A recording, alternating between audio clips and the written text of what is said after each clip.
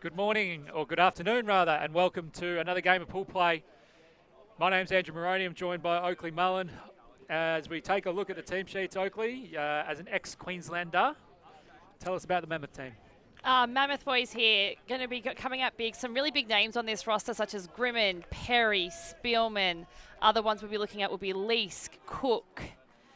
I'm expecting lots of big plays from them today, Andy. Yeah, and quite a big team as well. That's probably one of the bigger team sheets that we have seen. So interesting to see how they're going to manage their lines. And then on the other side of things, we've got Fishwick, who are kind of the story of the tournament. Firstly, because I haven't seen it because I'm not on the socials, but apparently you released, in terms of a team announcement sheet, released a video that's gone viral by ultimate standards. But also because of their day yesterday. Took a couple of big scalps, had an upset against Hoss Juggernaut, where they won, and also one of the Sunder teams as well. So Callum Sandbridge and Andrew Jackson, the captains here, they also were a surprise, and Jacob Blacklock, the Spirit captain. They're also a surprise because of how they actually dropped a game they probably should have won this morning. So they played Sublime, took half 8-3. I think we're up even 13-8 or 13-10, and lost on Universe and had a shot to win it. Actually dropped, apparently, I'm told from AJ, dropped one in the end zone and then went on to lose, which is always a bit of a heartbreaker. So I think they're going to have the bit between their teeth here and be looking to make a statement early against a large Mammoth team. I agree with you there, Andy. And the Mammoth boys have had two losses. One very convincing loss to Dice, and then another one to the Sublime boys. But they got up against Adelaide Outbreak this morning. Although they've played 3 games, their games haven't been anywhere near as close as the Fishwick boys have. Yeah, and I think the other element to it, I'm not sure on the exact players, but I am led to believe there were a couple of players down yesterday. So I think a few players came in this morning, which I think might contribute to, I guess, their team balance. It always happens, though, that, some people just can't get that Friday off work. The team has to try and make do without them, and then you see the difference that they make when they arrive on the Saturday morning.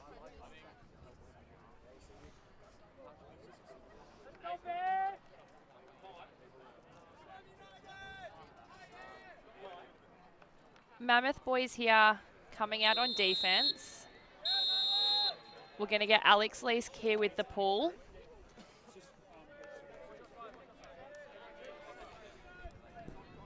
And he's putting it up.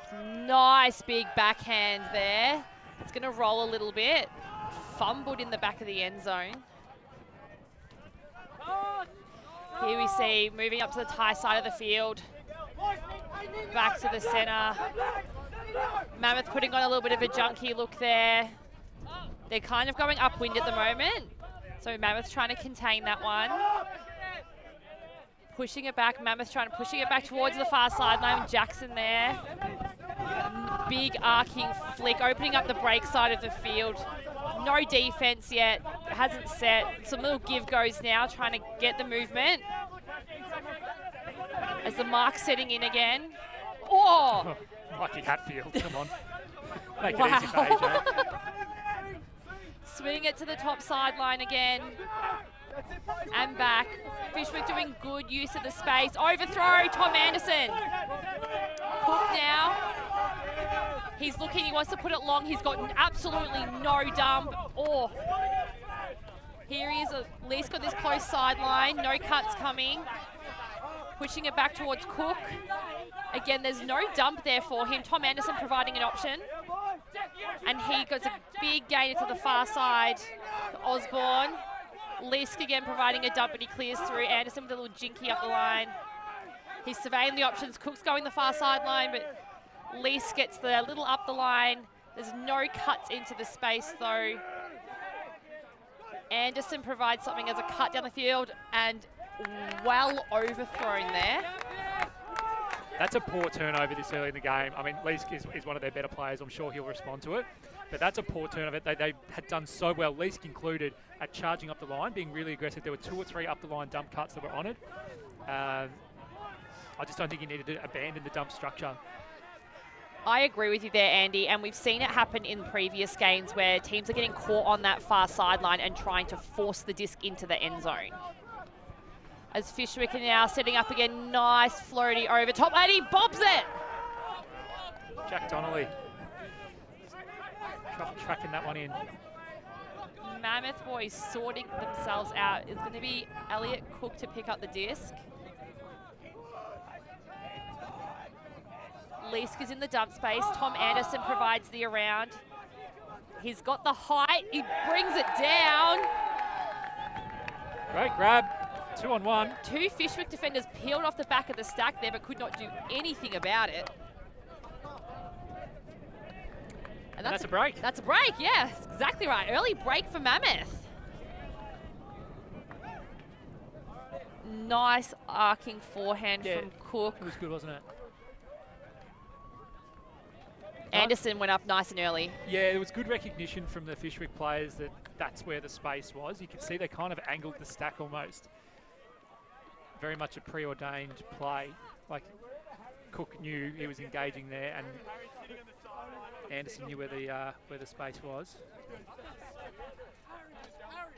So the first break. Now, for those who haven't tuning in for one of their first games of the day, there is a wind. If you were to call a downwind end, it's the end that Fishwick just scored at. Sorry, Mammoth just scored at. Bit of a crosswind, but again, yeah, it'd be a slight advantage to the left of screen.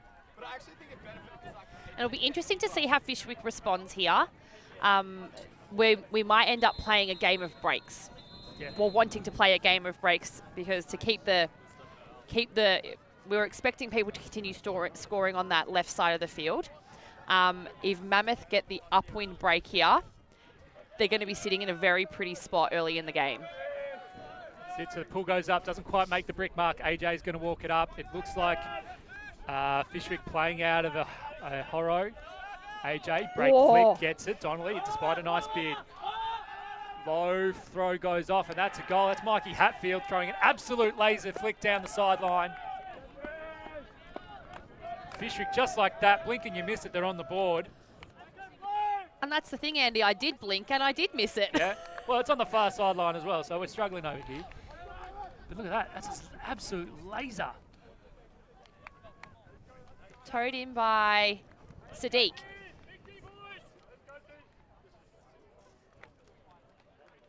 That's a quick response there from the boys of Fishwick. Absolutely. They made fast work of that one.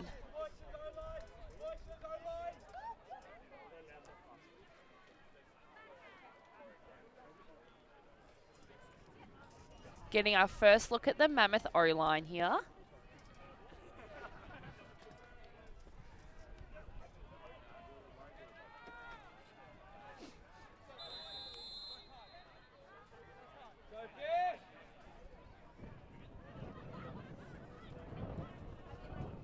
And there's the pull by Wigney.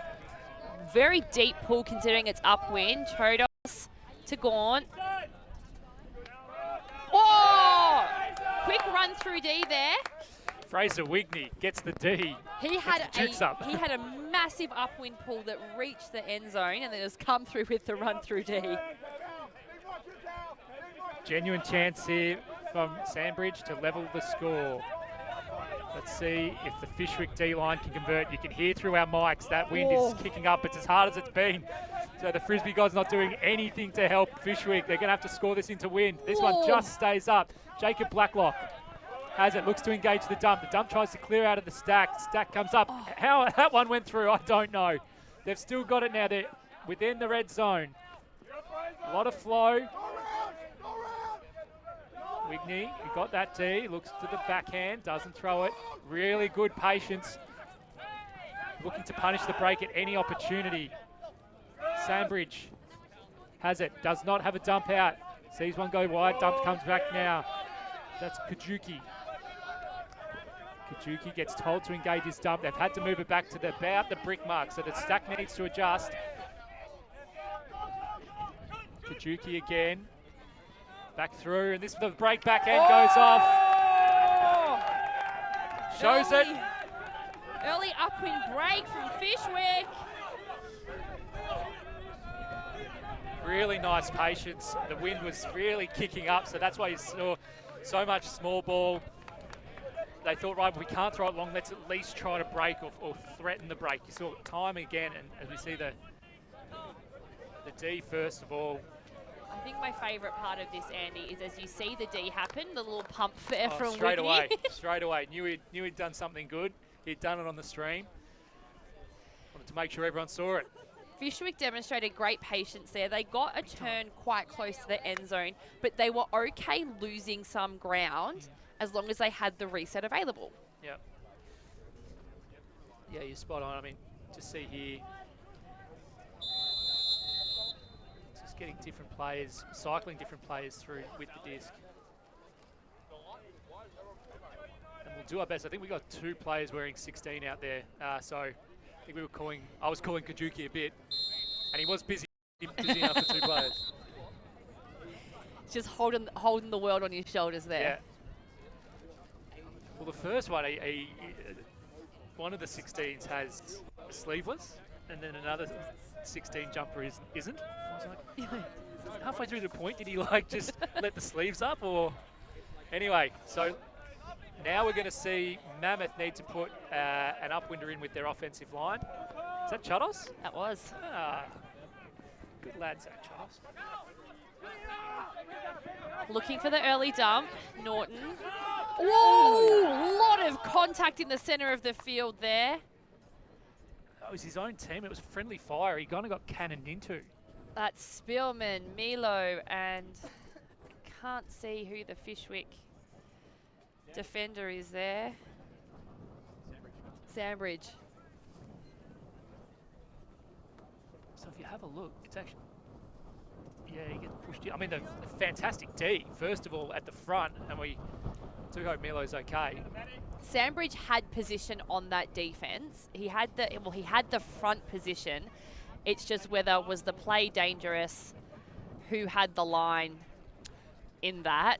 Well, I don't think any of it would have, and obviously he didn't mean to because it's his own player, but Spielman initiated the contact into his teammate, which then he was the meat and the sandwich, you know what I mean? So hopefully he's okay. He does look like he's okay. He's going to be on his feet now, but I don't think there'll be a call.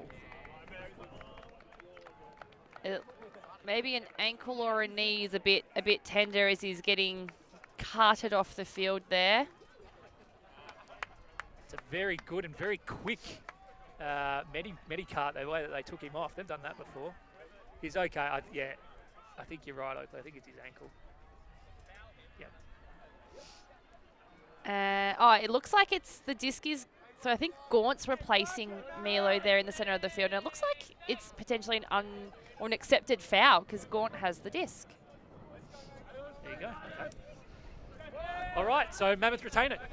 So Gaunt's got the disc. Spielman's looking to provide the break side dump. Looking for something through the central of the field. Chodos providing the dump in the open space. Norton now on this close sideline. He looked like he was going to put it long, but there was nothing there. Chodos giving a little jinky up the line. There is a pick down the field. I don't think Mammoth are upset about that pick because Chodos made one cut, stopped, tried to make another. It's coming in on 4 with Chodos in the lane. Probably want to see Spielman coming back for this dump. And it's exactly what we just saw, but it was a nice floating one to Chodos there. Good throw from Will. He's looking to engage his dump. Norton went to go the forward, went to go the around. He's looking for Spielman on the around. Massive overthrow. Oh. Nice closing speed. Thomas Vo. Is Tommy Vo up there? Oh, yeah. He's been there a while now. Has legs. Has wheels, Tommy Vo. The dump is poached. Nice one. That's Sandbridge. Had that good D. Just called back for a foul. Back to Sandbridge. Sandbridge getting a bit of it. Has a look downfield, doesn't like it. Instead, open stance backhand. Sandbridge goes up the line. It's a little bit poachy from Chodos and Mammoth. Up the line goes. Another up the line goes. Will Norton is poaching, so there's a player free somewhere. Gets the inside flick break, and that's the goal. That's Timothy Sherring. The goal, nice patient goal. Milked it in, which isn't always a great idea, but it's a stat for him now. So you see here, Will peels off the front and so you can see his opponent going far over the break side, but that's where it created a little bit of confusion within the Mammoth defenders. They weren't sure who they were taking, and whenever you see a free player, like instinctively you're like, well, do I drop off? Yeah, what do I do here? And that moment of indecision is enough for the Fishwick team to score the goal. And you do see it time and time again, Moz, that when you're on like a sideline at the end zone in the lane, the instinct is to poach in the lane because you want to protect that space. Yep. However, is it advantageous to do so and then to leave a player free in the end zone? Yeah. Yeah, I mean, it's always that level of risk that you're going to introduce. And if you're going to do it, you just want to consider factors like what is the strength of the thrower? You know, if it's a Tom Tullett or a Seba or a Tom Regaki or someone, you go, you know what, they've probably got the throw to punish me. If it's a newer player or a receiver, you go, you know what, I'm going to dare them to throw that big one. The other factor is the conditions as well. If it's really blustery and you know that the most dangerous position is that front cone, cool, take it away, because a lot of players might not have the confidence to go upstairs with a hammer or something high, particularly if the wind's going to blow up back out the side. So timeout there called by Mammoth. Not uncharacteristic considering we've just seen Fishwick score 3 in a row. Probably wanting to break some of that momentum from them. It was 3 in a row, wasn't it? It was 3 in a row. They went up 1-0 on their first break. Yeah, because Mammoth got the first break and then Fishwick have come back and said, well, you think you can do it, we can do it better. 100%.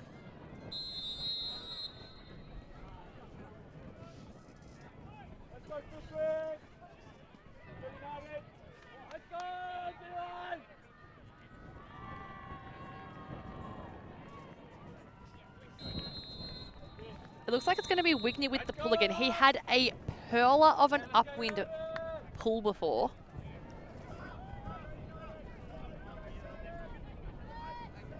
He's having a good game. Called his name a few times now.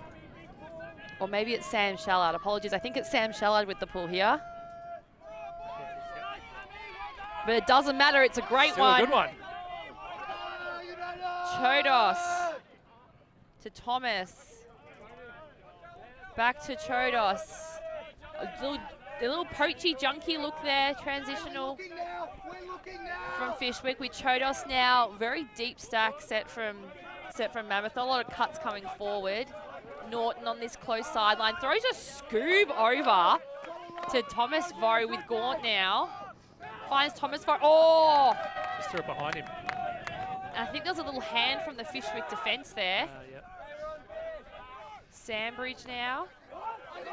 To one of the Kajukis. Gets the give go, moves it into the middle space. One's gone deep. Ooh, jeez, I would have liked to see that go, but again, playing conservative. Shallard. Cycles it through. That's a covered cut, so it has to move it around wide. Oh! This is coming out sideways. Yeah. Blade. The thought was there. The execution was not.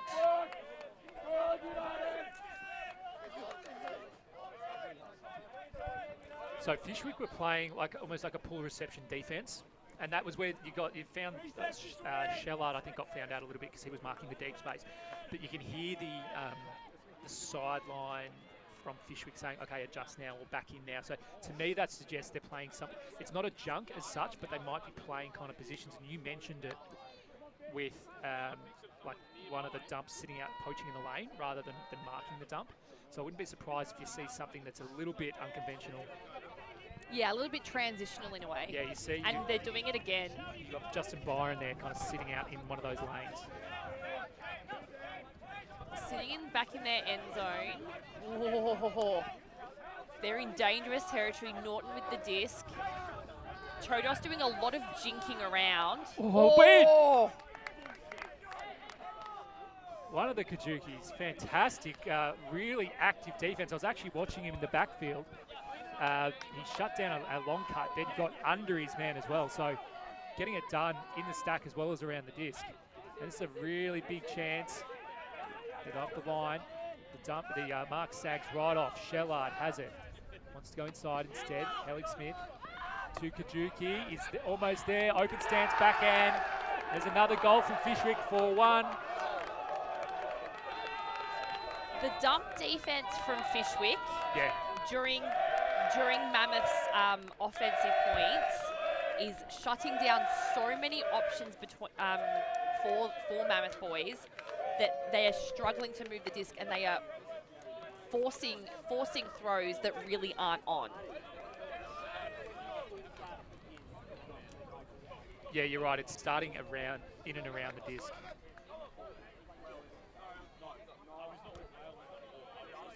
As we see this replay again, one of the Kajukis there, nice little, almost a dad backhand for the score there, Moss. Yes, yeah.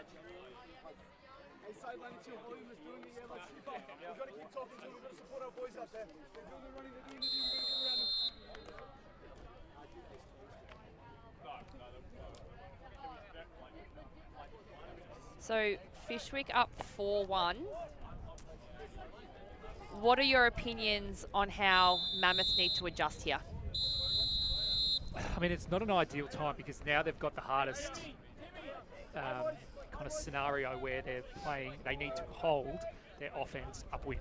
You know, so this, like, if they've got to stop the slide now, because they're looking down the barrel of 5-1 realistically. So I'd be putting, to be honest, I'd be probably putting a bit of a crunch line on. I don't know if they've done that before. As we see this one go really deep, Leask reeling it in.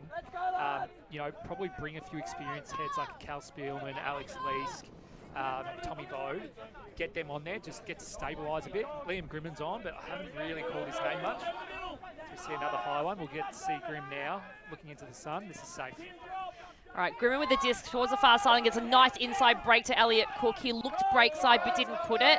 There's been something happening. I didn't have eyes on that one, Andy. There's going to be a bit of a chat, yeah, a bit of contact between Leask and sleeveless Kaguchi. Yeah. Oh, I got to put a stop to this. Hold on 1 sec. Keep working, keep running. So it looks like the disc is with Elliot Cook there. Disc is coming in on 1.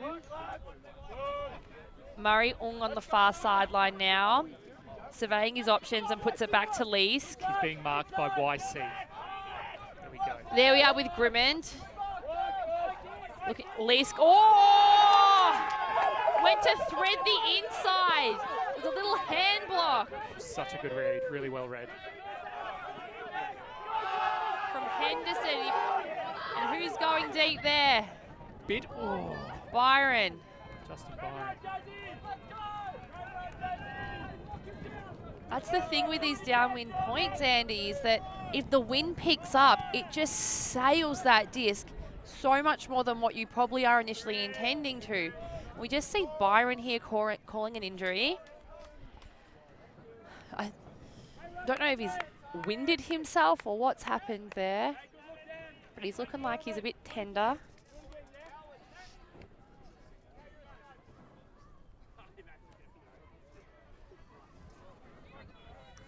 Yeah, he definitely had a bit at the end. It was that throw kept going. So Elliot Cook's going to be bringing the disc in now. Mammoth has to do all that work again to bring the disc upwind.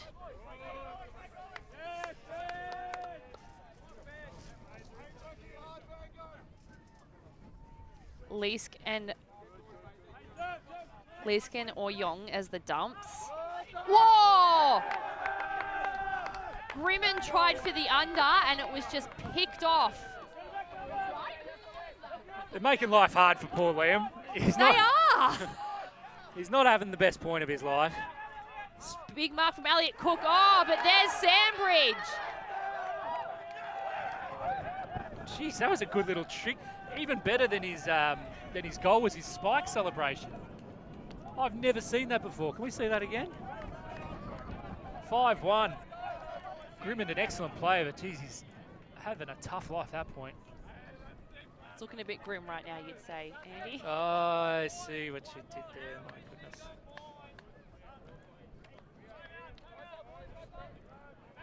Bear timeout called by Fishwick now.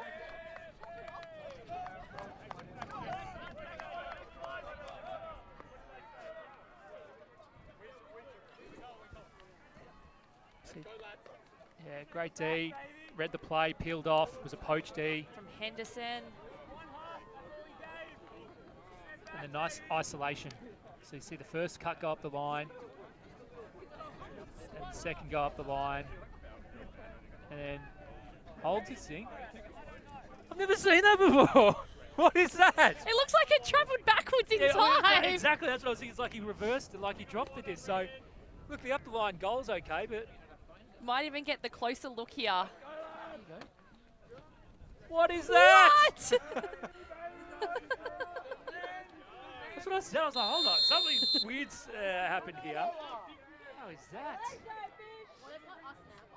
Excellently captured by the ULTI.TV because they felt something was going to happen. They could feel something special brewing.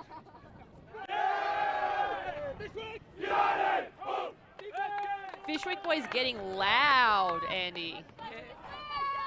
I'll be honest, and they've got the flow. The vibe is good. They're getting multiple Ds a point. I am a little surprised they called the timeout. So was I. Generally, if you've got that momentum, you don't want to break it with a timeout, so you just keep chipping away.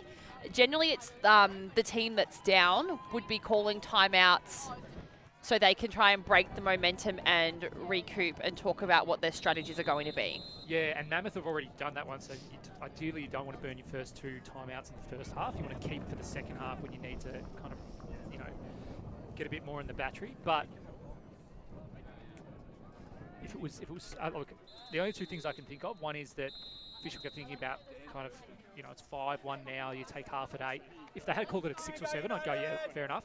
The other thing is they've probably had their D-line on 3 points in a row, so maybe it's just about giving them a breather and making sure they can keep the intensity up on Mammoth. Good pull received by Gaunt with Chodos now. Looks break side to Norton. He's got Spielman streaming deep. And uncharacteristic fumble on the far sideline from Kel Spielman. Fishwick getting the disc at about halfway. I mean, you said it with uncharacteristic. It's just kind of when something goes wrong, everything goes wrong. Cal usually really safe with his hands. You don't see that often. So Sandbridge being an absolute anchor for Fishwick right now. Beautiful inside. Nice break there to Shallard. And this is the patience that we've seen from Fishwick in their red zone. This has been the difference. How easy is that? Kachugi scores the up line, gives it a nice big spike. And you were just talking about the patience there, Andy, and that's exactly what they just showed us. They were happy to take just the first open option. Yeah, just so much discipline in the stacks, not letting Fishwick's defenders poach off, which means everyone else is playing one out.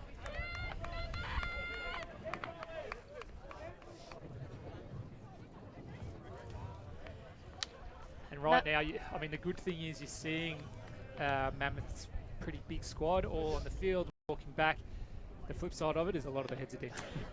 You took the words right out of my mouth there, Andy. Although they're all coming onto the field, their heads are down, which shows you that they're probably a bit shot in the confidence department right now. Yep. Yeah, Fishwick definitely getting it their way at the moment. Now 6-1, and Mammoth needing to work it upfield. So you can see Liam Grimmond on the Fishwick line, calling things up. We will get an update on Justin. I think he's all good.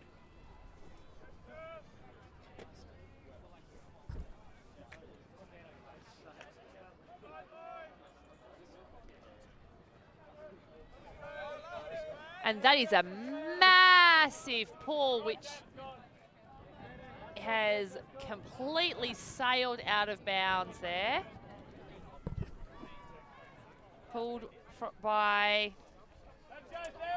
Fraser Wigney. It was an arcing inside-out backhand, and the wind just sailed it away.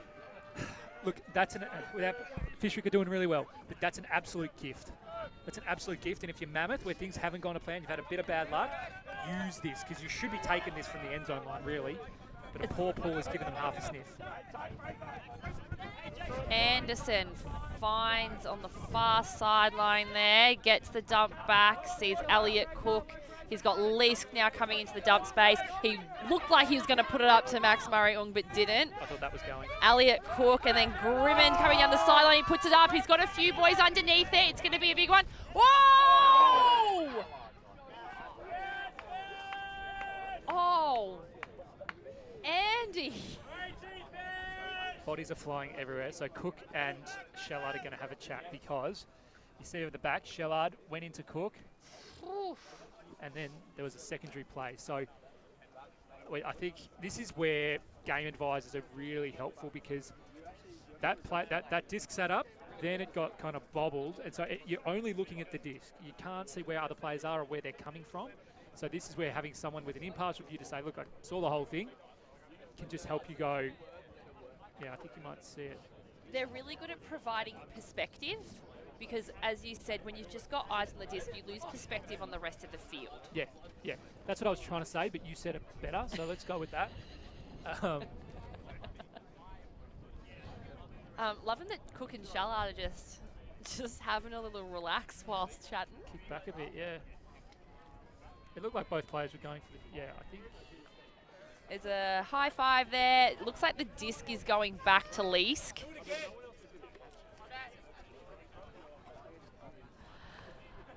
A little bit of a heckle there. Telling Alex Leask to just do it again.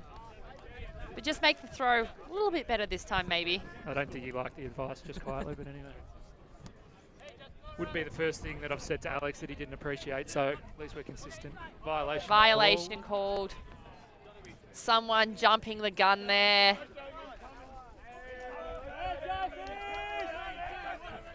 Grimmin getting the immediate. Oh, a bit of argy-bargy. Come on, Liam.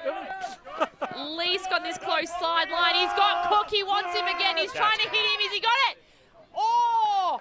Elliot Cook had hands on that. Uncontested foul. I mean, maybe your advice was taken there, Andy.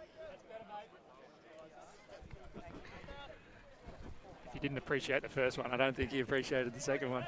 He had a little smile on his face Did he? there. Oh, okay, I didn't see it, okay. Elliot Cook bringing the disc to the front of the end zone. Sets the nice around backhand there to Yong. There's Grim.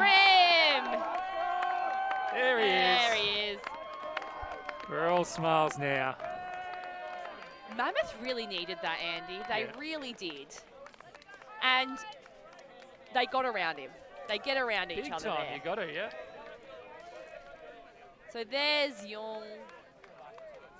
He's surveying his options and he throws the little, it was either a high release flick or a high release backhand. I can't exactly see which one it is. We'll get it here on the replay. There's Young on the around backhand. Oh, he's a lefty, so it's a little high release backhand over the shoulder of the defender as Grimmin's moving from the open side to the break side of the field. Can't stop a lefty sometimes, Andy. No. We are a wily species. Are you a lefty? Yep. Thanks for noticing. Just been playing 15 years. Yep. All good. Don't worry about it. That's what friends are for, Andy. That's what friends are for. Not many of us are around, the lefties. There's a nice pull from Mammoth. Nice rolly pull just inside the end zone. So now we get to see Fishwick's offense, which we haven't seen for a little while. AJ has it. Fishwick up against it. Looks like they're going to hold a junk. Holding a zone. Moving it out wide. Donnelly cycles it back to AJ. That one a little bit too hot. Got big on him quickly. And so Mammoth now have a chance to put a break in. And they do. Elliot Cook with the disc. He's looking for Leask. He's got Leask in the centre of the field. Gladish on the far sideline. It's a great cut. Back to Leask, looking to move the disc quickly. Big mark. Murray-Ung providing an open space cut. He's looking for Anderson. Anderson and Leask providing a dump. There is a call of something. Leask and Anderson both providing like a dump option there. Anderson went down the line, whereas Leask came back up for the around. I want to see more coming out of the break side. There we go. Now there's the There, break cut. yeah, Cook there looking for the... Oh, Anderson! Mammoth! Having a little bit of a late start to the game, but they're finally getting there. Nice moment. Yeah, Mammoth pulling a St Kilda, just didn't rock up for the first half. Actually, I don't want to talk about it. Next subject. Leask and Cook doing a lot of work in the handler space on that point. The cutters not quite coming where they needed them to into the break side of the field, which would have opened up the rest of the field a bit more for them. So they sorted that out towards the very late point, point of that point. As Anderson again in that front corner on the top side of the end zone there, which is appearing to be one of the favourite spots to hit. Yeah, for sure. It's probably a one of the more disciplined moments that we've seen from Mammoth in that red zone, which is typically what Fyshwick have been really good at doing. So we're going to see Fyshwick's offense again, this time going downwind. And I'd say we're getting a look at Mammoth's D-line, but we have seen a lot of these boys already playing offense, probably because Mammoth had to play multiple offensive points in a row, and so you just start cycling through. They've got a massive roster, use everyone on it. Cal Spielman going to be coming out with this pull, going to be looking to try and set it nice and deep, and that is a beauty. AJ there on the far sideline. It's there with Young. Looking upfield. Young trying to give him a little dump. Jinky little dump marked by Chodos. He's got a few people streaming deep, but it looks them off. Nice around backhand. Whoa! Too low. Chodos, if he didn't get a piece of it, he made him work hard enough. Tommy Thomas Vogt. Vogt is looking for Cal Spielman. Oh! He's got it. He got it! It looks like it was Oh, there's slow-mo. a call. It's the call. It's not out of bounds.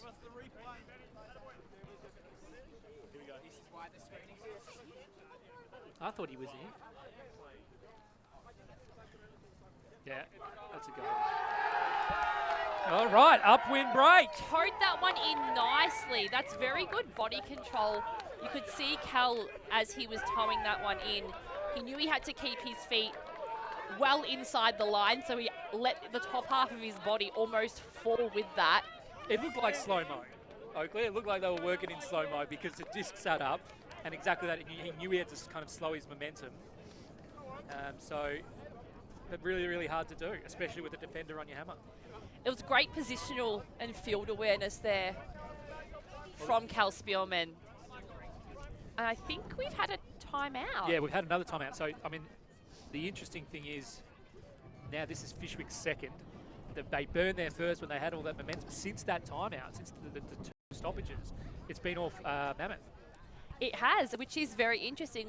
We did mention when Fishwick called that first timeout that almost that they were clinching their momentum, but, you know, as you mentioned, Andy, that if you've got timeouts, you want to use them because if you don't, you'll lose them come second half.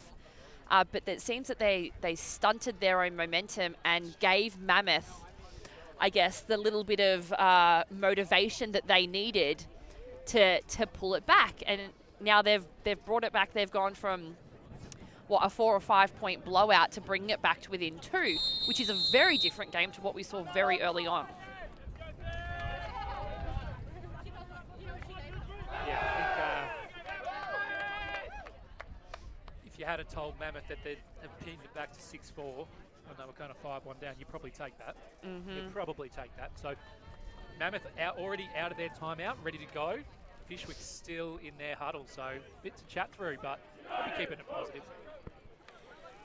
And the Mammoth boys probably coming back out of that timeout relatively quickly in hopes that they don't, that their adrenaline doesn't settle too much. They can continue riding that 3-point streak, the high of that 3-point streak, and try and roll this downwinder now and, almost bring it back to within 1.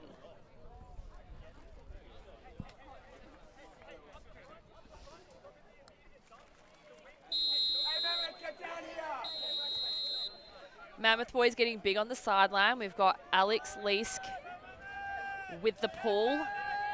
Oh, look at that. AJ. Oh, Grimmond! He was tired of having it done to him. Murray Ong, they've done it, Andy! Much more fun for Liam Grimmond on the other side of it. He's the one now getting the poached Ds. That's much more fun.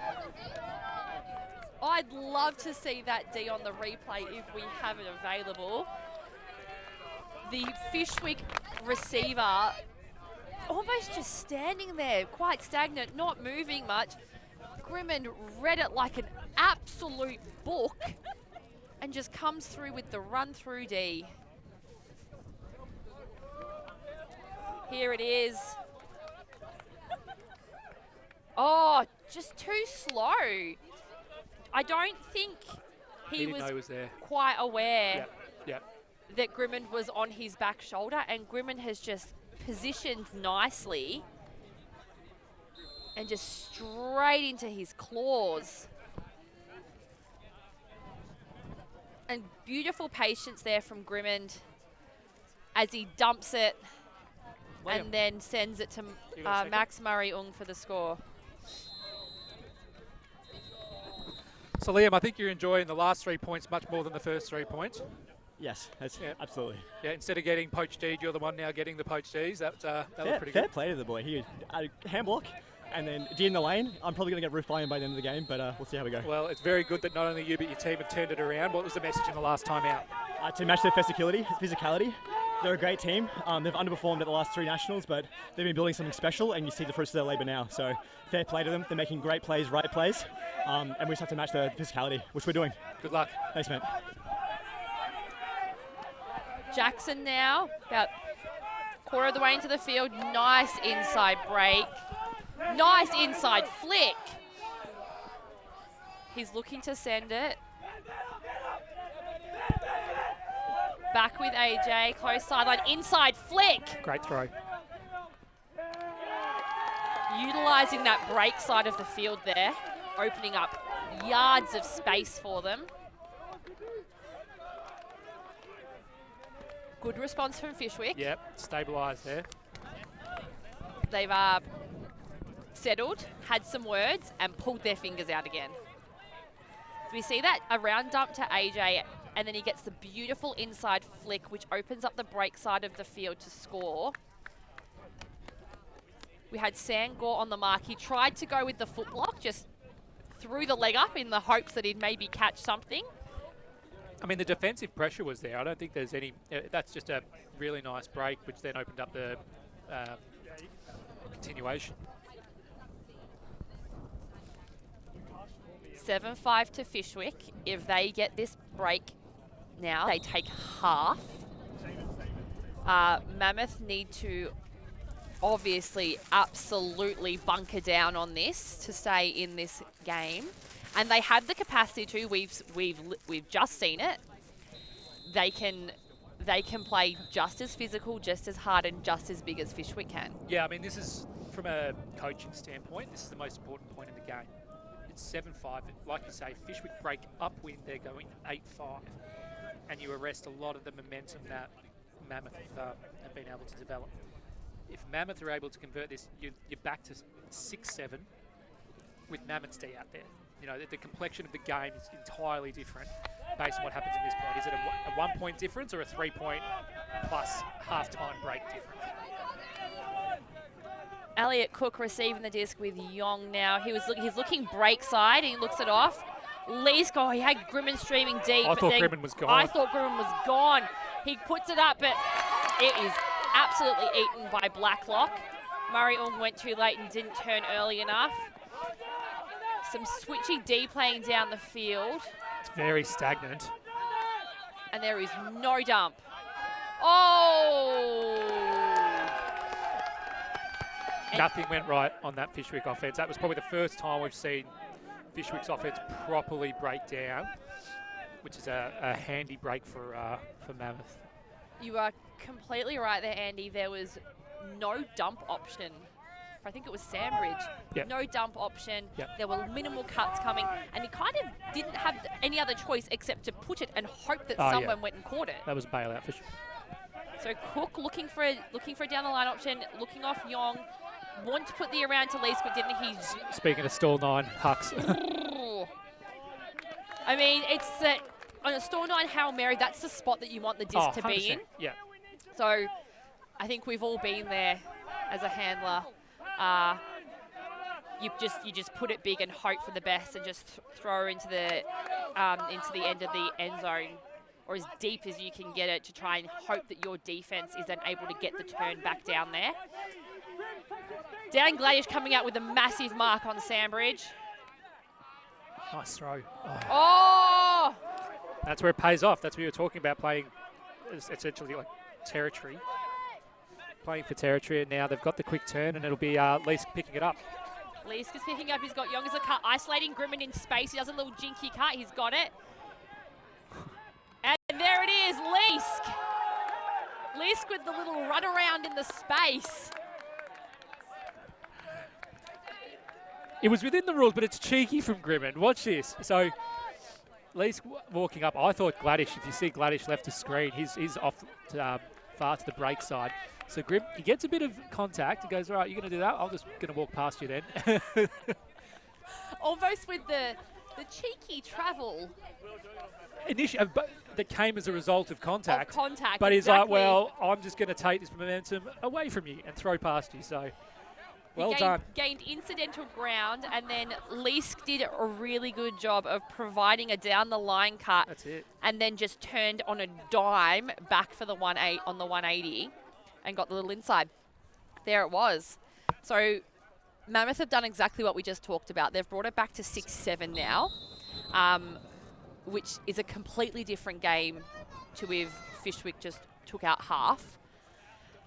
Mammoth D have to work so hard to get the upwind break back, though.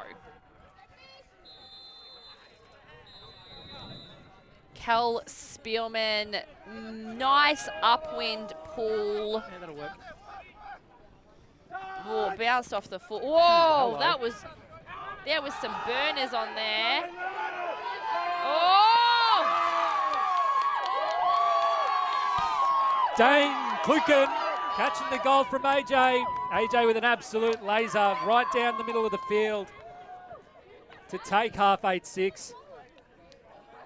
You can tell Mammoth are a bit flat about just how quickly that point happened. You would like to see a bit of a grind, but they've got to remember they were gone for all money at the start of this game, in that kind of second quarter, if you will. They pulled their fingers out. They put in a bunch of breaks. 6-1 is game over. 8-6, hey, you've got a game here, especially knowing that Fishwick had a bit of a disappointing game this morning. They were jumped to Sublime 8-3 and lost. So they've just got to maintain a little bit of proximity, know that if they can stay there, that'll start ramping up the pressure on Fishwick and put it on them to win it off their own bat rather than just cruise. So we're going to come back for the second half shortly. For now, and we are, for those who are tuning in, we are working on, we know there are a few technical issues, so we're going to try and get things restarted and hopefully bring the second half to you live. Thank you. See you on the other side. Always on the move? You can keep up to date with ULTI.TV on all of our social media channels. Like, follow, subscribe, share us with a friend, or send us a message just to say hey. Thank you for supporting us in our mission to grow Ultimate everywhere.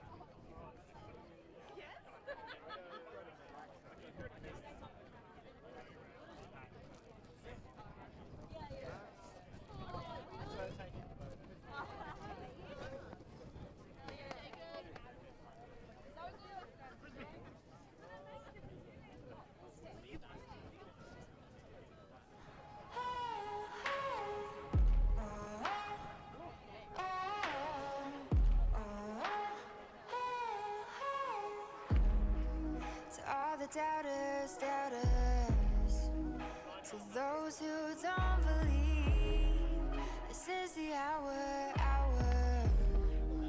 You'll see that we'll make ladders out of obstacles and stepping stones from roadblocks. Leap over the lines to say we won't cross.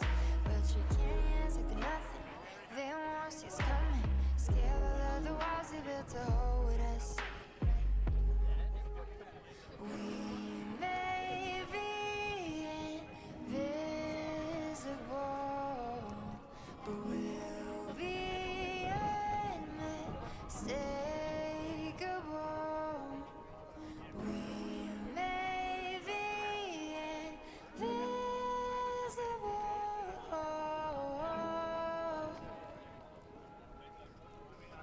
They may be blind to me, just wait and see.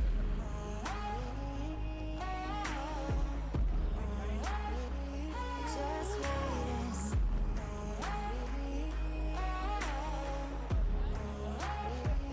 Just wait and see.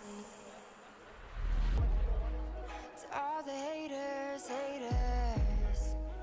those filled with jealousy, the naysayers, payers for defeat. But we'll make ladders out of obstacles and stepping stones from roadblocks. Leap over the lines to say we won't cross. We'll shake hands like nothing. Scale all of the walls they built to hold us. We may be invisible, but we'll be unmistakable. We may be invisible.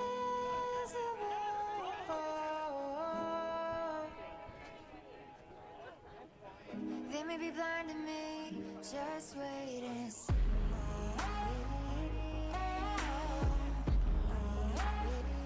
Just wait and see. Just wait and see. Just wait and see.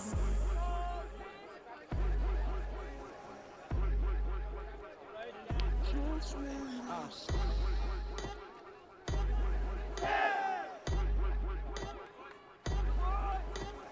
Last time I warned y'all, now this time I'm just sending shots. Thought that I was some yes man, about to show y'all that I'm really not.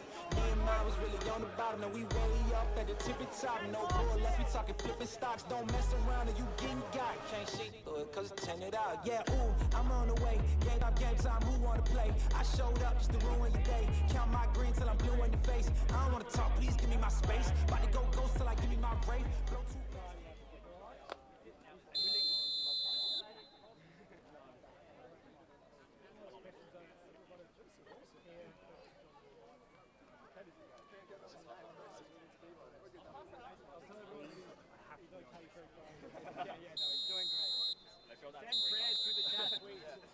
One thumbs up equals one, get well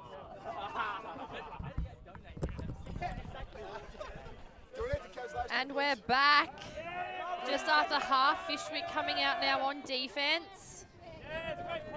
And Chodos has let it roll. And just while we do that, and I've just seen more comments come through for Kev. So Kev is okay.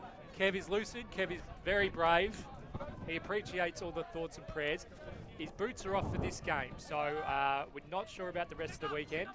But he's currently sit up on a camping chair. He looks okay. He's got a smile on his face. But I don't think we won't see him on the field for the rest of this game. Wait and see for the subsequent days. Norton. It's got Joel Cook now, Thomas Vaux.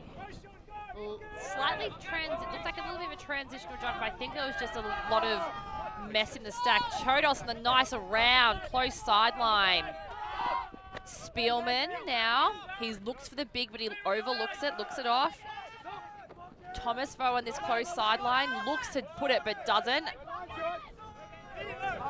Spielman in a yards of space, no mark. Sam, and he throws it up around Blady Fick. Joel Cook in the back of the end zone. That's the start you want if you're Mammoth. 8-7. Tommy Vo and Cal Spielman, a couple of, well, would you call them imports still? They've been playing a few years now, but previously out of New South Wales. Getting it done with the connection. Really well done from Cal, and they saw that it was kind of a breakdown on the dump. Cal, another one of the lefty club. Yeah, my apologies. I said it was a flick. It's not a flick because Cal's a lefty, so that's a nice arcing around backhand. That's all right. I'm part of the lefty union, so we've got like a process for these things. I'm like, yeah, that wasn't a backhand. That wasn't a flick. That's okay. Great field awareness. Great field vision. I should start a lefty union, actually. That's a great idea. 8-7. Mammoth. That was a break. That was a hold. Fyshwick came out on D, and Mammoth did really well to get the upwind point, which is, as we know, the hardest one to get. So Mammoth now on D, and realistically we want to be emulating exactly what they did earlier in the game, where they clamped down really hard on this end zone line. Here we go, free brick. First offside we've seen in the game here, Andy. And so what that means is when the pull goes up, the defense needs to be have every part of their body behind that black front of the end zone line. And if they are not, the offense can signal the offside call, which is crossing their arms in front of themselves, and they can let the pull ground and then receive it and take it from the brick mark. I've never seen, I mean, we know crew from Canberra are built different, right? But like, I've never seen an offside cheered so much from the Fishwick sideline. They were over the moon that they got that brick. I don't blame them, Andy. It was quite a deep pull, so it actually gives them a little bit, it gives them a more advantageous position than what they would have had. And so instead of being maybe back in deep of the end zone now, they're still in the central portion of the field. Yeah, I think we saw one that was a brick, and I was like, that's a gift. Like, those first 15, 20 metres are gifts. Oh! Mammoth boys are getting big. They pushed hard, they worked hard, and they forced an option that just wasn't there, and that wind punished the flight path of the disc. Yeah, you're spot on. Throwing that outside in into this wind, it's going to push the disc right into the ground. Cook. Elliot Cook to Grimmond. We got a game. We have a game. They've pulled it back 8-all. So, Andy, is this where you thought we'd be, sitting at 8-all, when, 20 minutes, half an hour ago, Mammoth were staring down the barrel of a 5-1 deficit? 100%. Never doubted them. Knew that this was going to be a pearler of a game. So did the people at ULTI.TV. This is why it's the showcase game. Gave them absolutely no chance whatsoever. I was already thinking I was like, right, let's look at the team sheets for the Ellipsis game next. This is done. Instead, it's 8-all. She's a ring-a-ding-ding. And these are the games that you want to see on the stream. The games that have the big plays, the big bids, the big throws, the great comebacks. This is what we want to watch. This is what we metaphorically pay to see. Or actually pay to see it, and that's a nice segue. If you do want to jump on and support the fantastic work that ULTI.TV do, please get across to the Patreon, sign up for exclusive members-only perks. Dan Gladdy, she's probably going to come out with a massive pull here. That's not bad. That's not bad at all. And onside. Yeah, beautiful pull there. Shallow on the close sideline, bidding Murray Ong. AJ down this line. Oh, tight mark there. Go on, go on, go on. Oh! He overthrows Alex Young. Least picking it up now, and he puts it big. Go on. And he's got Tom Anderson. Mammoth with another upwind break, and they now take the lead 9-8. Absolutely massive point, massive D point from the Mammoth boys there. To the to the point here where Fyshwick have called a timeout. Yeah, why wouldn't you? And I'm gonna jump over there because I reckon there could be some good old-fashioned fire and brimstone spray stuff come up here. Fyshwick need to do something to adjust right now. This game is all on Mammoth's terms. And he's going to go grab some insider info from us there. Mammoth boys worked really hard on defense. We saw a massive mark there from Daniel Burrows, and that mark forced AJ to really put the flick out into the back space. However, and what you can't see on the stream is the way the wind is almost tunneling towards this close sideline, and it pushed that disc straight into the ground. It was a low release. The disc went straight into the ground. Alex Lee's had vision of the field, saw Tom Anderson streaming and popped it up. Separations of space there Tom Anderson had.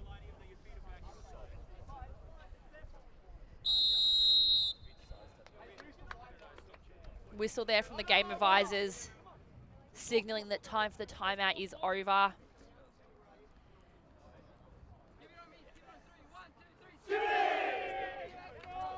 As we hear the Mammoth boys getting rowdy.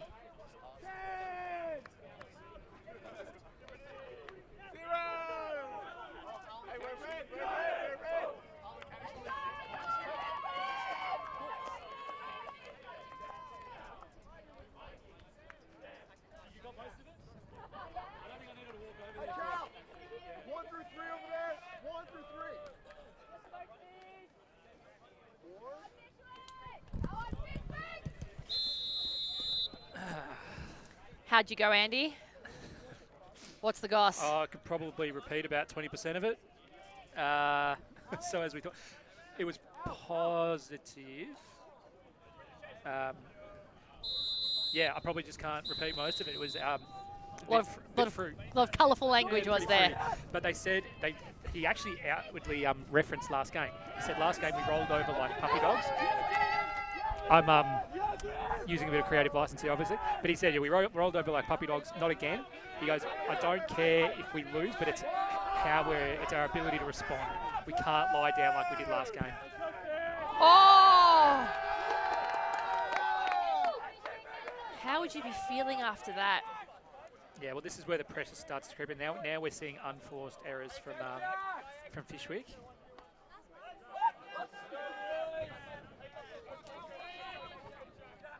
Elliot Cook bringing it in from the far side, and he's been an absolute anchor on this Mammoth O-line.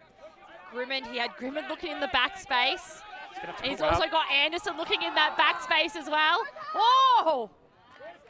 Trying to get big. But the way forehand faded, you see it on the stream there. It's the angle of the forehand combined with the wind. It faded over their heads. I'd also give Sandbridge a bit of credit on that one because he made Grimm and played it. Grimm could have gone out and kind of run onto it near the cone. But the fact that Sandbridge came in, it probably put Grimm in 2 months to go, do I need to go to my defender to contest this? Ended up going over their head. I think that's your job as a defender. If you can get the offense to try and bid early, you're doing your job right. Big time. And it was Sandbridge, by the way, that was giving that colourful spray. So Jackson there, far sideline.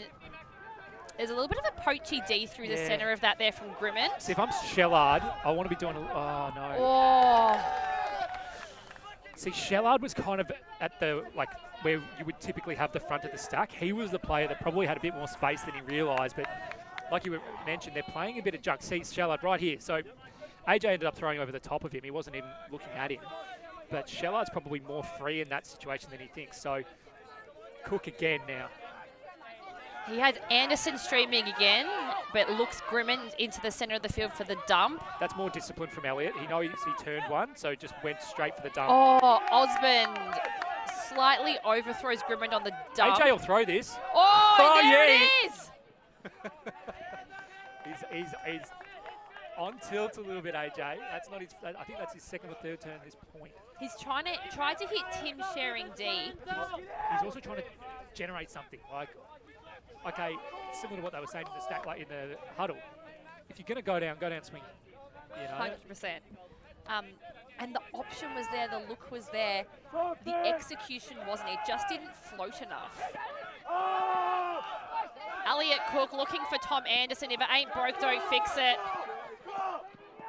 Shellard caught in 2 minds. Oh, they've done it again. Canete. Apologies if I mispronounced that one. Mammoth boys are getting rowdy. They are excited. Tom Anderson providing a lot of depth into the field with his deep cuts. Big time. Nice continuation. Fishwick calling their lines down, so they're really shortening it. They know that if they don't do something in the next few points about this, they might be looking at a really disappointing 0-2 day after borderline dominating both teams in the first half. Yeah, I wouldn't, if it goes the way it appears to, I wouldn't want to be in the car on the way home in a Fishwick van. I couldn't agree more with you there, Moz. But the Mammoth boys, I don't think they're going to take their foot off the pedal here. They're going to respond in kind and probably lift the intensity now because they are absolutely revved up. I don't. If you're Fishwick, you don't have a choice about this point. If they drop this one, you know that's an upwind. So then it's 11-8 with Mammoth then defending with the support of the wind. So this is kind of a bit of last chance saloon here, a bit of the Alamo here for Fishwick. It's a very crucial point in the game. Big point in the context of the game. Kyle Hunter, and that's going to be a brickety brick.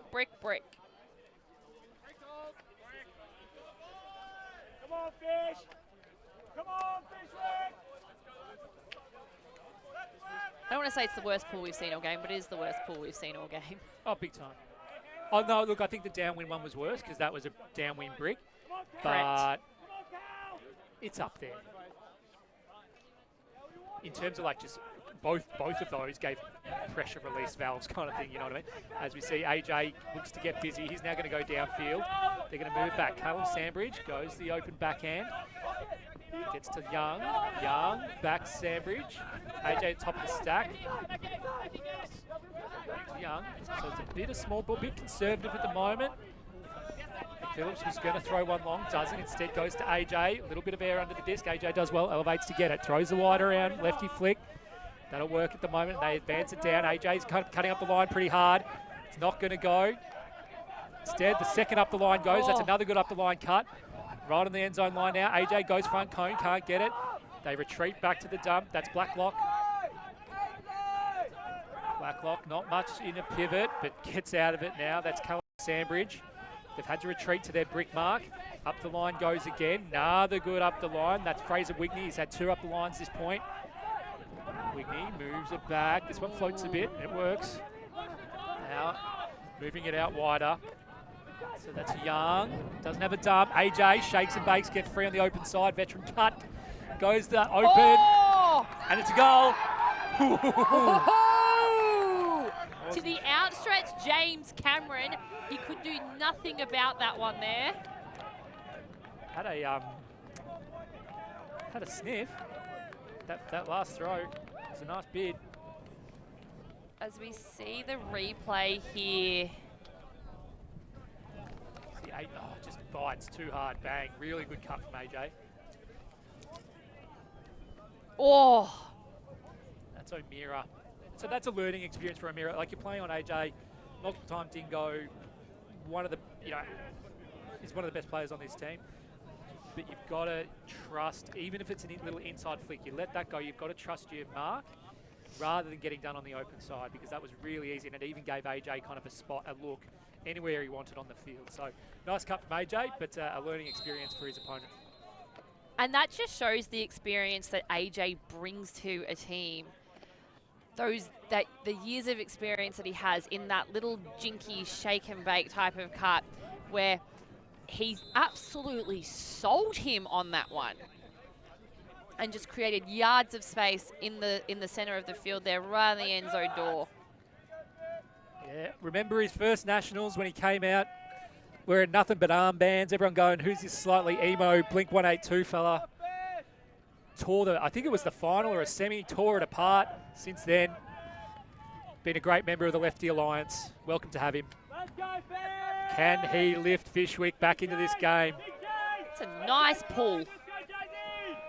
Young to Cook. I like your critique of pulls, Oakley. Finds Leask. Leask pops it up. He's got Tom Anderson deep again. Whoa. Hello. Whoa. Nice grab. How many times have we seen that one come off, Andy? Yeah, Anderson's starting to become a bit of a problem for them deep. Typically, you'd see like a Spielman or even a Dan Gladish catching those goals, but I think we've called Anderson's name 3 or 4 times now. We have. We've called his name a fair few times. He seems to be absolutely dominating that deep space on the field there.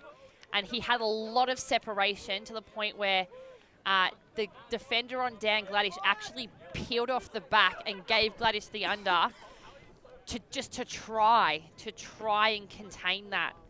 But Anderson just had far too much separation. Good shot. Beautiful put from Leask as well. That's elevate. He was going.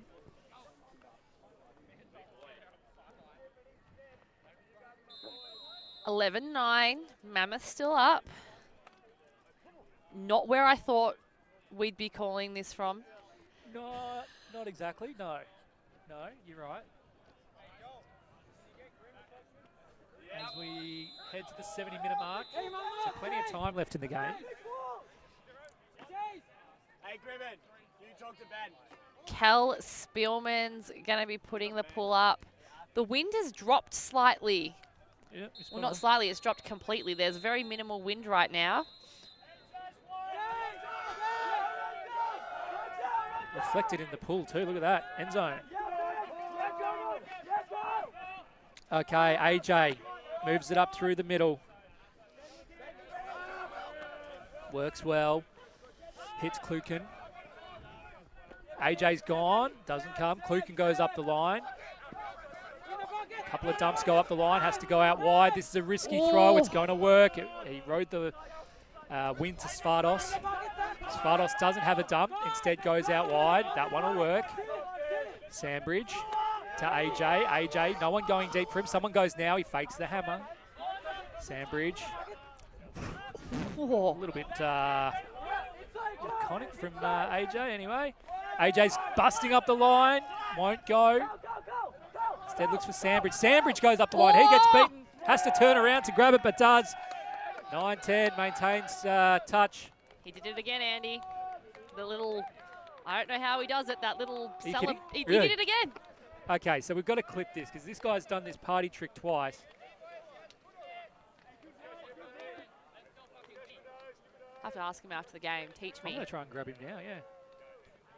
Nice up the line, just got past. We missed the celebration on that one.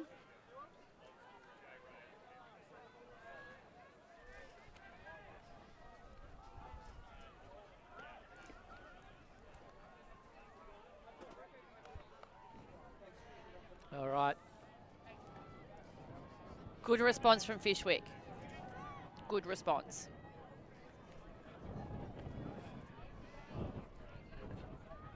Yeah, I think we're going to see a pretty tight finish. Fishwick have stabilised coming out of that half-time. They were able to adjust. I think they've, sorry, it was the timeout where they kind of said, look, we're not, just don't roll over. If we don't win, all right, whatever, but don't roll over like they did. It sounds like a pretty... consistent theme? Yes, well, it sounds like they did it pretty severely. It was almost, I'm told it was actually 9-3, and then Sublime got on a roll. So you don't want to do that. That's nightmare fuel, that stuff. So... Mammoth coming in the slightly downwind side of the field now, looking to capitalise. Cook with the reception to Yong. Back to Cook. Little give goes. A little bit of a poachy look there. So it looks a little bit junky, but a little bit slightly junky, a little bit slightly poachy. Cook to Leask. He's got Murray He on wants going deep. Overlooks him. Very deep cutters there, making the handlers work really hard. Oh!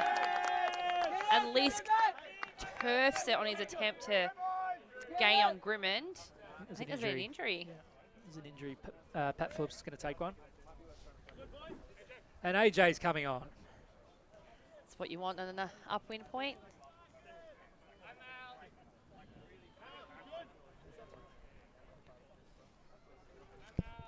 Handy player to have replace your injured player. I'm not saying there's anything untoward about it. I'm just saying it's nice to have a nice big thrower like AJ on as you're shooting upwind for a break. Just saying. I'm watching you. AJ with the disc now. Fakes the flick. Sandbridge, nice inside out cut. Moves it over. Doesn't have to concede too much ground. Throws the low flick. Oh, that one's gone. Oh! He's out. He's OP. I'm pretty sure. Yep. Yep. Turn. So it was YC throwing that one. Cook lets one go. Oh. Leask under it. He's going to have to work the sideline as well. Oh.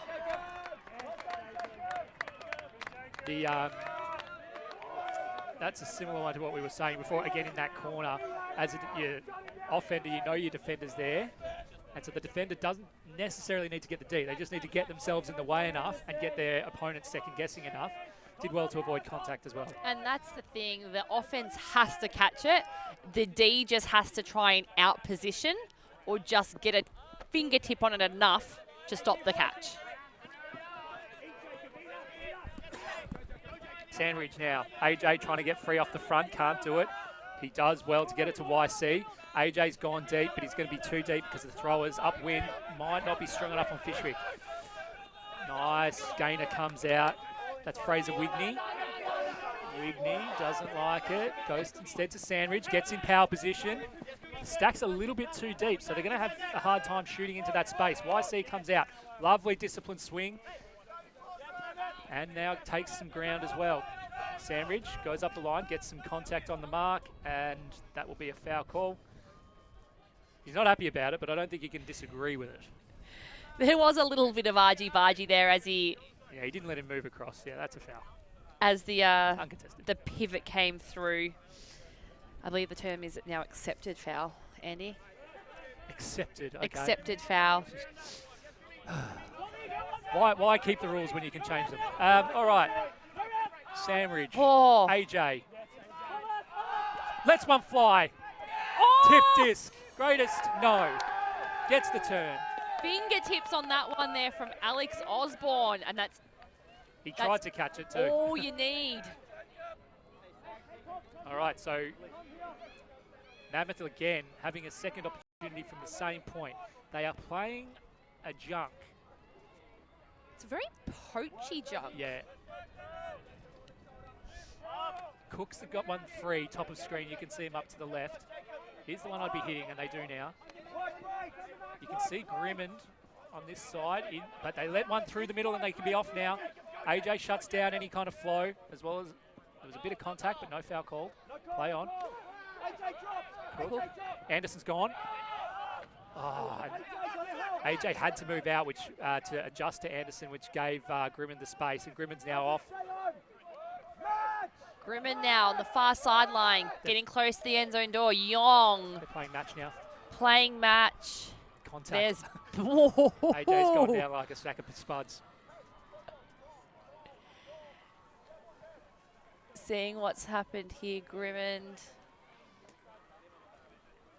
There he goes through, no vision, and just turns and takes out AJ's legs. Oh, come on, AJ. Young brings it in. Grimmond straight into the breadbasket. 12-10. Mammoth maintain that little gap. There's basically an upwinder in it. Fishwick offense did really well to move the disc up the field. They just got a little bit of end zone eyes and just tried to force it in. Which is the opposite of what we saw earlier, where their red zone offense was probably the best part of their game. So it's interesting, and you've also got to give Mammoth credit to that because they're forcing a change in the way that Fyshwick are playing.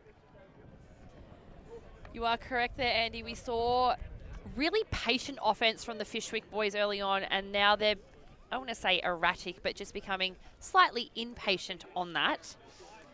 And the Mammoth boys are capitalising.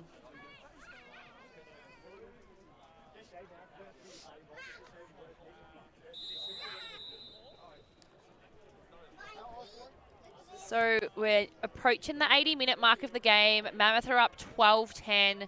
The wind has dropped off again for this Mammoth upwinder, which I think they should be very thankful for. And that, just briefly, Frisbee's important, but Alice C, that we just saw on camera, is about to shave her head for charity. So we will bring you some of that as much as we can, as much as is appropriate, because that is fantastic effort for a great cause. As we see AJ manages to throw his player into space. That's Young. Young marked by Chodos. Young, big step out, round break. Milked, but it works. AJ free now. AJ grabs it. AJ looking long. Instead, throws the backhand gainer. Oh, Vo had it, but didn't realise. All he needed to do was turn around. Instead, Fishwick have the goal. It's Jack Donnelly with the goal. Tommy Vo, had he turned around, he could have headbutted the disc. He pretty much could have, and I think he almost copped a backhand to the face on that as well. So you see Tommy, he's followed his player out. He's then done he did the switch, which is the right switch. And then you see there how Sadiq provides the dump. He almost cops the follow through to the head. Some nice offense there from Fyshwick. Brought it back to 11-12. We've got a game on our hands, Andy. Yeah, she's a ring-a-ding. And the action will continue after this game. We're going to go pretty much straight into a top-of-the-table clash from the other open pool. It will be Ellipsis, who are 4-0, playing Sunder, who are 4-0. So that one will pretty much determine who goes top of the pool, and will play the 4th place in the other pool. That pool a lot more straightforward. This one an absolute mess. Thanks to Fyshwick and just being largely unpredictable, taking scalps they shouldn't and dropping games they should. Yeah, they shouldn't. Going to be a little bit of a table triangle on that side of the pool, Andy. I think if Mammoth get up. I think it could be a 4-way tie. A 4-way tie. Woofed. I'm glad I'm not doing the schedule. Nope. Young receiving the ball there. Centres to Elliot Cook. Almost gets a run through from Sam Shallard there. Surveying his options. He jacks it. He's got Leask and Anderson, but there he's... That's a rush of blood, that throw. They weren't deep enough for that. I don't think the option was there. I also don't think the need was there. You know, they've kind of been able to work it a little bit. It was early in the count. You had dumps. Fyshwick did set up that poachy zone that they've been playing again, but they'd done really well previously at working it, so it shouldn't have been a problem for them before. Yeah. Given that the wind has relatively died off as well. Dan Gladish with the D! Old fella's still got it. Sandwich is showing a bit too much of it. Bang. So now Mammoth again with an opportunity to just keep that slight margin and that upwind advantage. Cook. Elliot Cook, he's looking for options into the space. He's got, oh! Huge bid. Oh my God. Sandwich gets it back. He poached off. He peeled off the front, didn't he, yet? He peeled off the back. That's big. He read that like a book. And did really well to avoid contact as well. Fraser Wigney. Dump goes, doesn't get it. Still goes to Kajuki, sorry. Kajuki, count's getting high. Oh, great defense there from Mammoth. Nice tight marks. Yeah, trailing edge away from Young. So Alex Leask walking towards the disc, surveying his options on the field. Tom Anderson's already setting up in that deep space. Grimend. Oh, and he whacks the cone away. We need that. bring that back. Whacks the cone away and skims the disc. Still like the other man's celebration. Yeah, we need to get that one on its own on the field cam here. As we see this go up, Alex Lees puts a beauty of a flick up. Grimmin with separation, one-hand grab. The celebration notwithstanding. Is that a violation if he just goes and knocks the cone out? What's going on? Grim did really well on that cut. You probably can't see it from this angle, but what he did really well was he put his defender back on his heels. So he ran towards his defender on a bit of an under, but just managed to get his balance back. And once your balance is back, it's really hard to then engage some forward momentum. So that's why he looked so free, because he was able to kind of take his defender out of the game by putting him back on his heels. And then he was off. Off to the absolute races there, Grimmin was. We're seeing a lot of key players from Mammoth in the likes of their handlers, Cook, Leask, doing a lot of work through that handler space.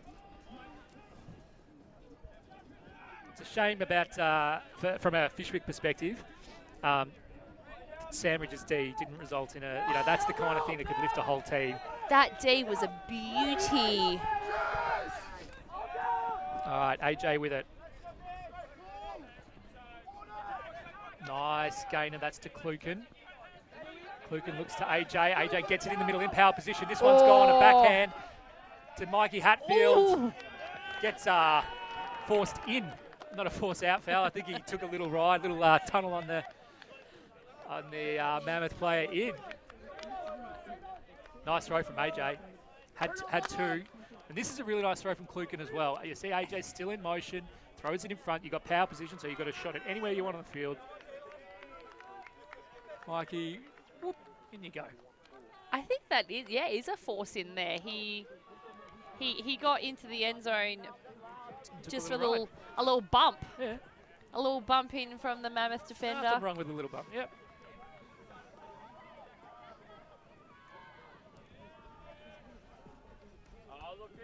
And we've brought it back now, 12-13 to Mammoth.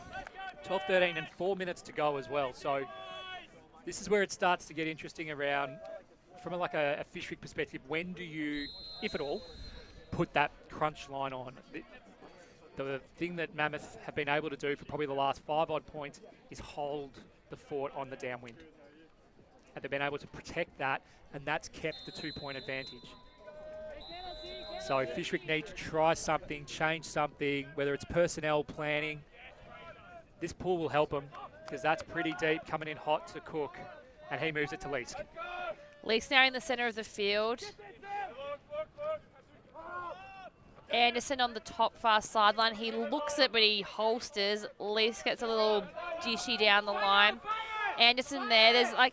He hasn't got a mark yet. Still looking a bit poachy as the Mandy sets in. Leask is gone. Leask is gone. Murray Ong there in the centre of the field. Finds Grimmond. This will sit. He's got Conning deep. Oh! Anderson tries to get scraps but doesn't, and Sandbridge takes it from his hand. Snatches it, yeah. Tries to initiate play very quickly. Kajuki, Sandbridge. Played an absolute blinder so far. There's a poach player that can come under now and gets met. Oh! How he kept that one, I don't know. Got a bit of super glue. Oh! And Shetland spills one. That grab. Yeah, that was great. Leask picking it up on this close sideline, takes a very few tentative steps there, and he winds up but doesn't put it.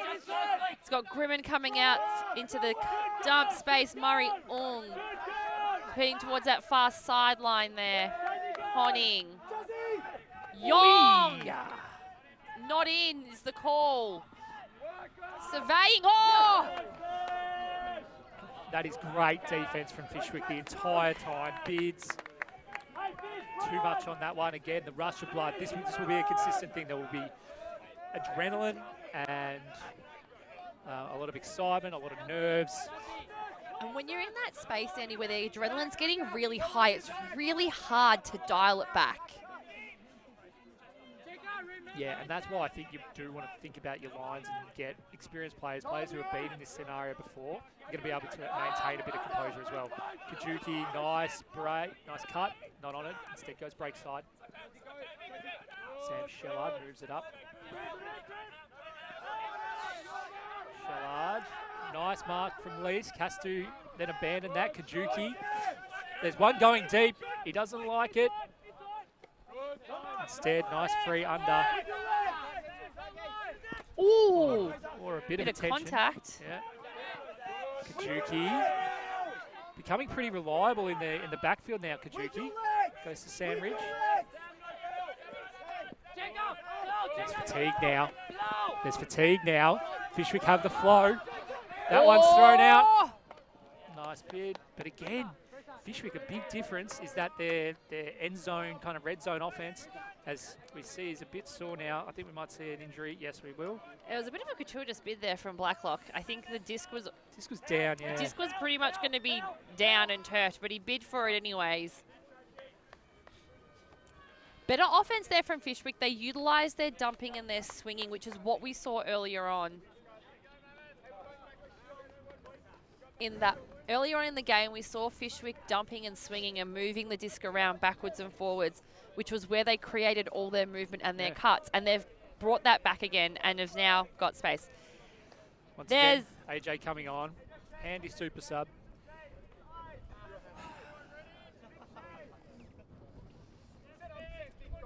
So once again, Mammoth will have to work at the whole length. I mean, their end zone offense has been interesting as well. And the siren is just gone, so we've now hit time cap. So we'll finish this point and add one to the highest score. I mean, it just puts so much on this because if Fishwick score, they're playing D, but from the upwind end at 13 all at Universe Point. 14-12. Well, Mammoth can have a few bites at it to close the game out. Grimmond with the disc. He dumps back to Lease, back to Grimmond. A lot of quick give-go movements. Cal Spielman now this close sideline. Finds Cook in the centre of the field. Grimmond working hard. Lease. Cal Spielman's going deep. Bang. There it is. There it is. Oh, is he going to get there? Great touch from Shellard. And that's all you need, is you just need a fingertip to throw the flight path of the disc off. But he had one shot at that. Like, he had one go. He had to not just get to the right space, but time it perfectly, because otherwise Spielman had enough separation that he was just going to run onto it. You can see that. That's a great D. That's a lot harder than it looks, especially because it bobbled up. And the photographer at the back of the field just receiving that one nicely. I think that flick came out a little bit flatter than what Alex Leask would have liked it to, because you saw that he had to fake the backhand and then turn pretty quickly and release the flick, which meant that it didn't get enough, probably the height that he would have liked. Yeah, agreed. Shellard now comes out. There are two with him, so someone's poached. Shellard instead opts for calm. Throws it to Kajuki, and there's a big There is a midfield. big collision in the centre of the field. Alex Leask holding his knee. But again, it's... Okay, no, I think that's more a pick, yeah. Okay, so we're all good. Coming in, no count. Kajuki, count of one. Violation called. So just a massive point in the context of this game. Everything on it. Kajuki with the disc, engages Shellard. Shellard goes up the line. Cook peels off the front, which means he can't throw it. He instead needs to throw the swing. Should be safe. It'll work. That'll go to Wigney. Wigney throws the break backhand. Big bid, but AJ holds on to it. Gets back into. And now there's a little bit of chat. A little bit of niggle. Oh, Max Murray Ong. So just going to take a breath. They're all good. So it's just a big bid, bit of frustration. AJ wanted to get back to the mark, but couldn't kind of bring it back in bounds. So probably good for all players. Just take a breath. AJ looks at the low flick, can't throw it, can't get it out, concedes a little bit of ground to Sandridge. Sandridge fakes the flick. AJ gets into the space. Instead to Wigney. Wigney to Shellard, getting a bit more of it. So Shellard and Kachugi, as I call him, his name, there he is. Kajuki, sorry. Oh, AJ gets one that wasn't the most convincing throw, just needs to show a little bit of composure. Lovely up the line from Kajuki. Now this is where they've thrown it away in the past, so can they maintain a little bit of patience? there's an injury call there from Max Murray-Ong. That's a cleating, that is. And it's going to go back to AJ. Those are painful, Moz. They don't tickle. It's not fun. It's not fun. And it's not cold, but it's not warm. Like, you feel that in any kind of cold, you feel that much more. Oh, yeah. Yeah, he's not in a good way. I think it was friendly fire as well. I think there's two injuries here from double change from Mammoth. I think it was friendly fire there that they clipped each other, and I think Conning went over on his ankle as he stood on the foot. All right. You just get the feeling that this is the game right here. AJ with it. Engages Sandbridge nice and early. Sandbridge can't get free. Great mark from Osborne.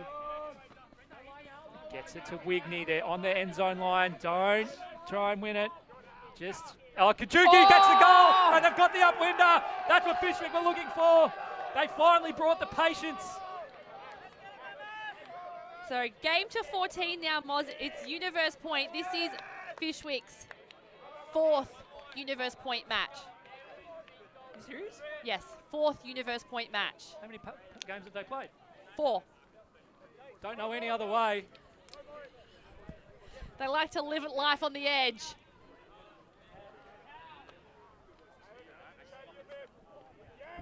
Mammoth slowly walking back to the line. There's going to be some big words being said right now. We need to take this to the ultimate Frisbee family around Australia. If there's a stat around any of the nationals played in the history of the sport where 4 games from a team have been decided all in Universe Point, I'd like to hear it. 4 games, 4 Universe Points. They are going to burn one, so I'm absolutely going to get around Fishwick because they have good demons and bad demons, right? Yesterday, good demons, if that's a thing. Today, not so good around Sublime. So this is going to be really interesting to see what the message is, as well as if they call lines. Absolute crucial point, that last one for Fishwick.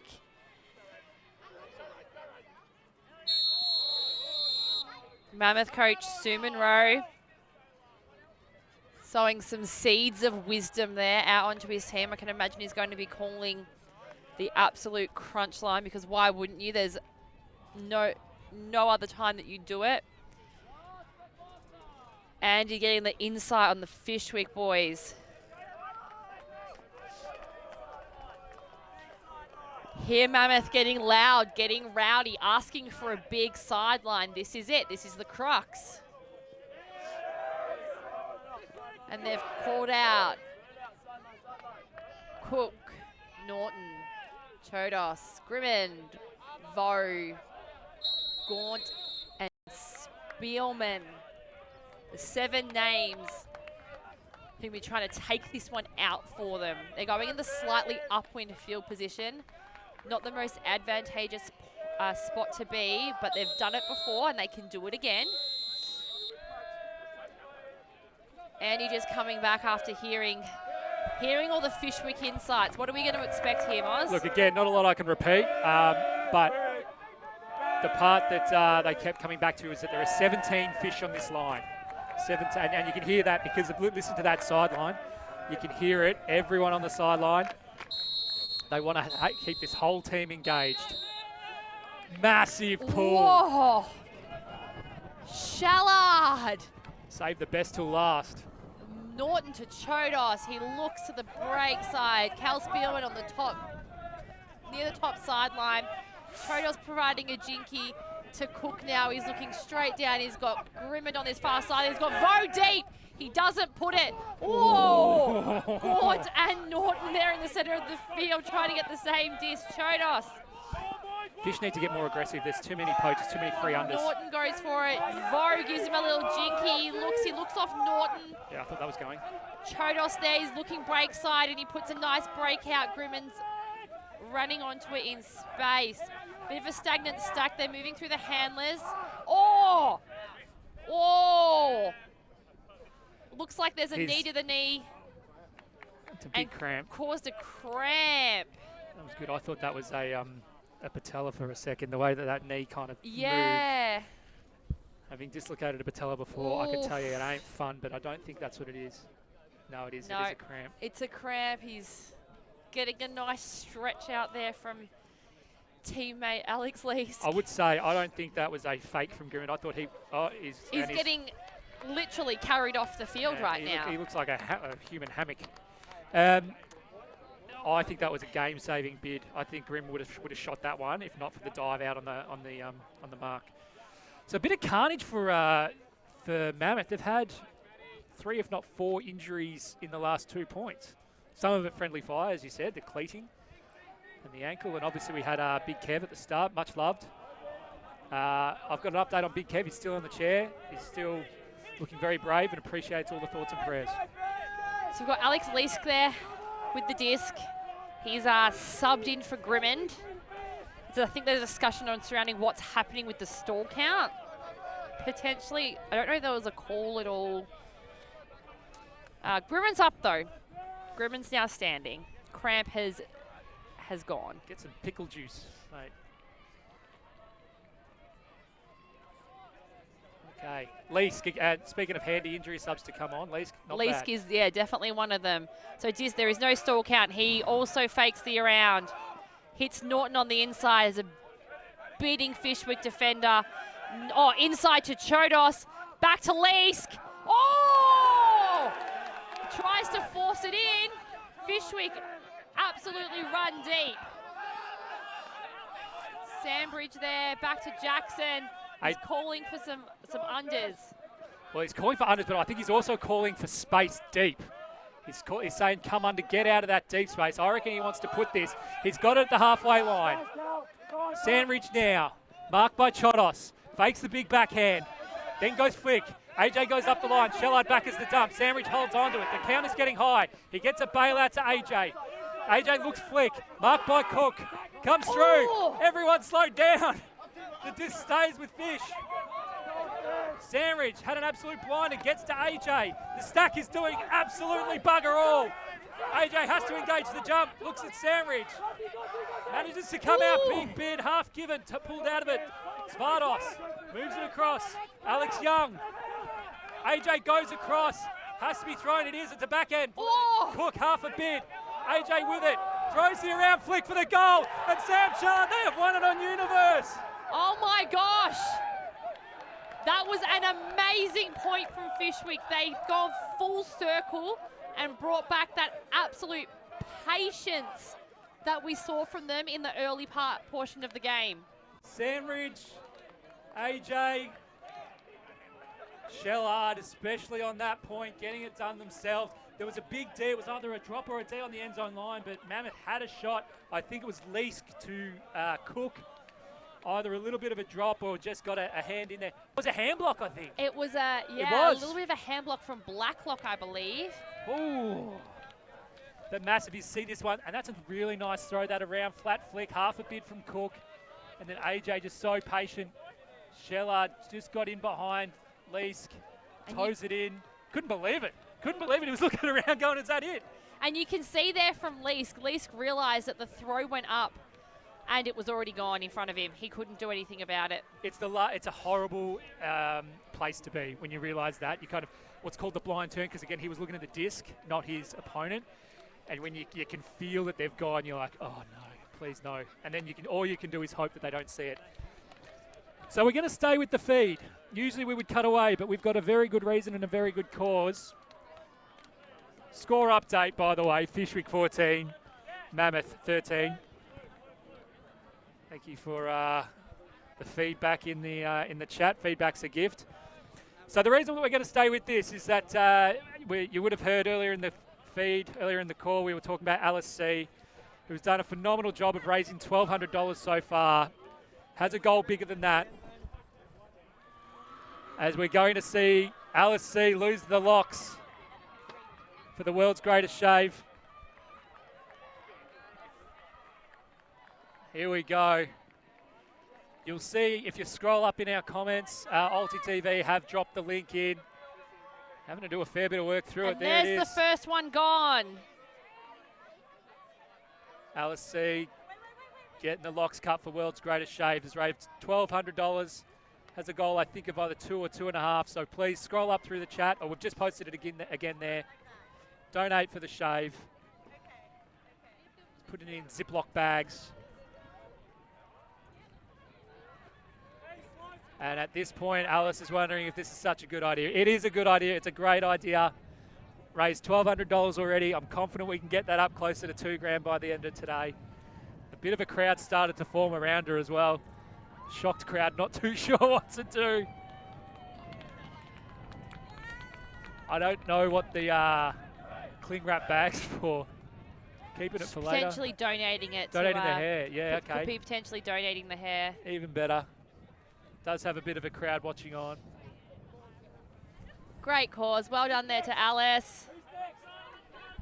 Do you think it's a line? Are they lining up for Are this? they lining up to get theirs cut as well? I don't think they are. Are they gonna have to get the buzzers out now, Andy? And well, I hear that Mike Niels has actually volunteered to shave his head as well.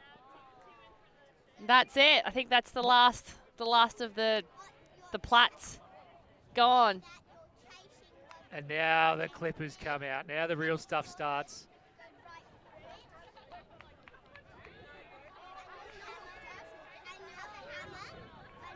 So we have dropped the link in. Please donate for the shave.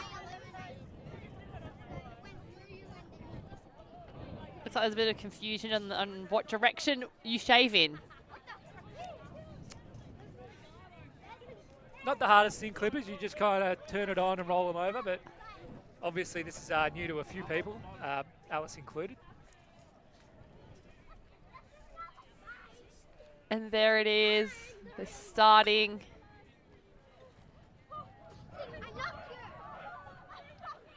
Good to see a massive smile on her face with this still. Yeah, she's like, she can feel it. You can hear it now. Zzz.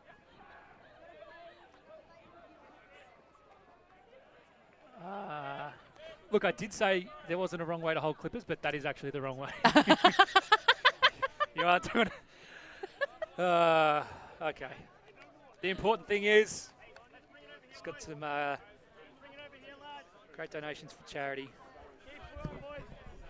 Any risk of doing it easy? It's going to be, I'm going to tell you now, it's Universe Games all the way to Just back briefly on the game. Fishwick are calling it. They are only going to play Universe points to the final. Mike, if that happens, I think we just stick them full time on this field, because if all those games are like that, we'll be in for a treat. Mammoth, understandably, flat as a biscuit. They know that they let that one slip. However, that was a long game, and you've got to remember right at the start, 6-1 down, certainly 5-1. That game was done, so credit to them for pulling back in front, having control of probably majority of it in the end, you'd say. They did really claw that one back and that is a low up. clipper. Sorry, that is a.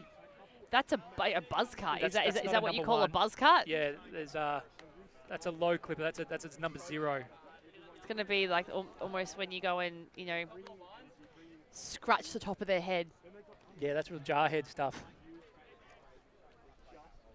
I didn't bring my beanie, but I'm going to bring it for her tomorrow.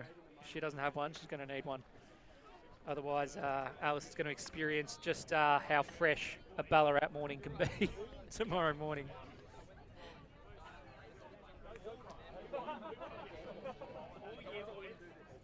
Being done very diligently as well, very methodical.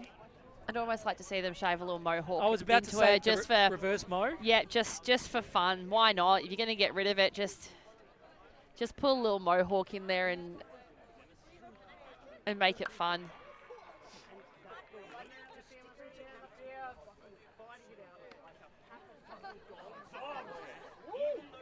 Yeah, I think they're going to go either side, so they'll go with like a pretty intense fade.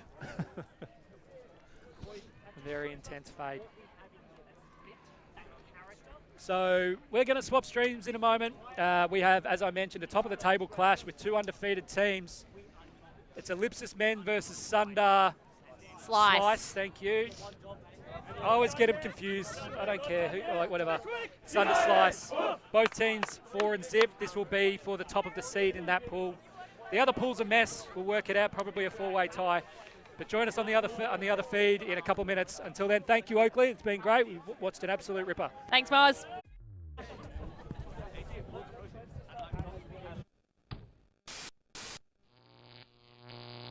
ULTI.TV.